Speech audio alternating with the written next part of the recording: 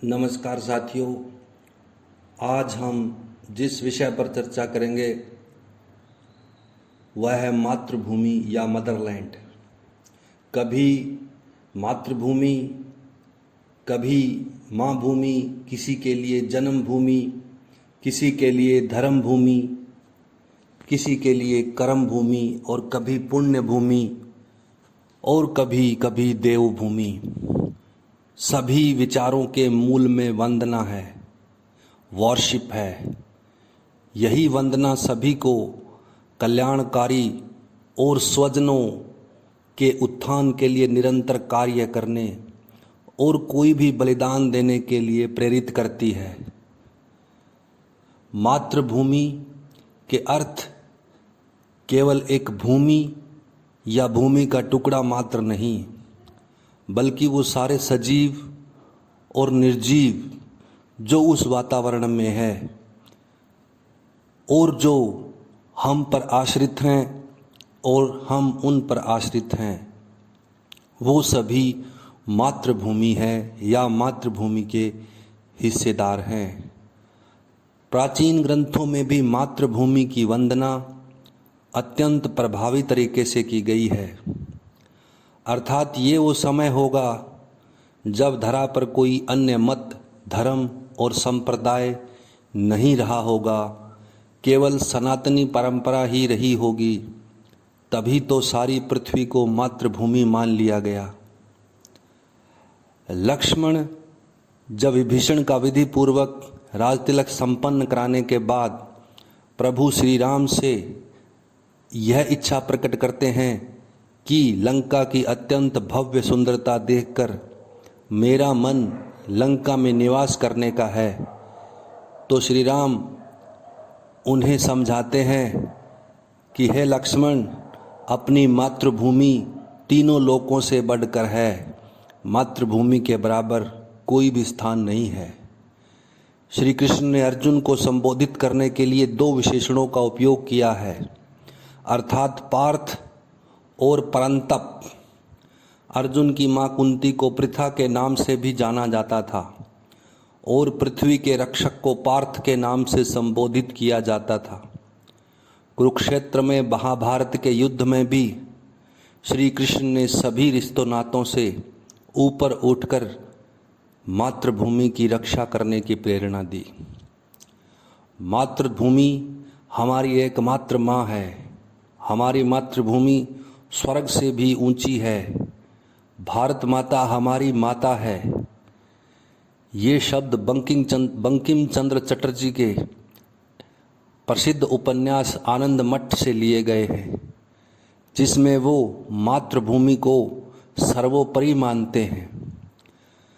भगत सिंह ने 23 मार्च 1931 को अपने वकील प्राणनाथ मेहता से कहा था कि वह भारत देश में दोबारा पैदा होने और मातृभूमि की सेवा करने की इच्छा रखते थे।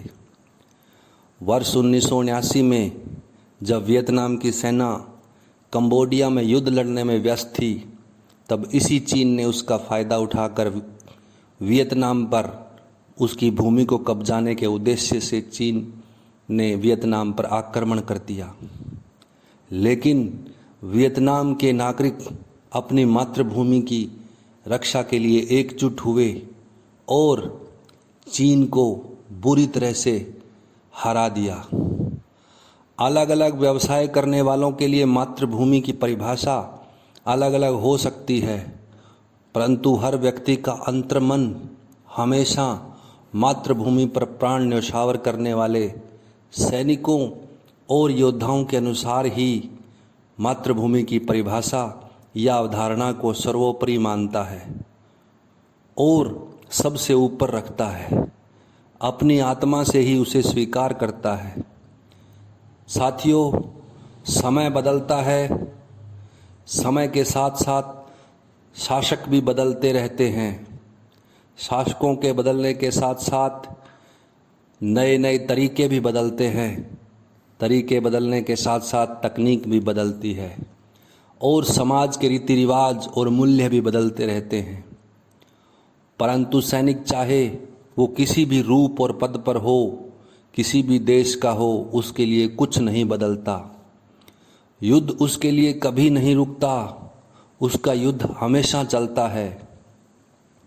कभी हालात के साथ उसका युद्ध चलता है, कभी प्रशिक्षण से उसका युद्ध चलता है, कभी विपरीत परिस्थितियों से उसका युद्ध चलता है, और कभी कभी कठिन से कठिन भौगोलिक परिस्थितियों से भी उसका युद्ध चलता है, और कभी कभी उसके स्वजनों की आलोचनाओं के साथ उसका युद्ध चलता है।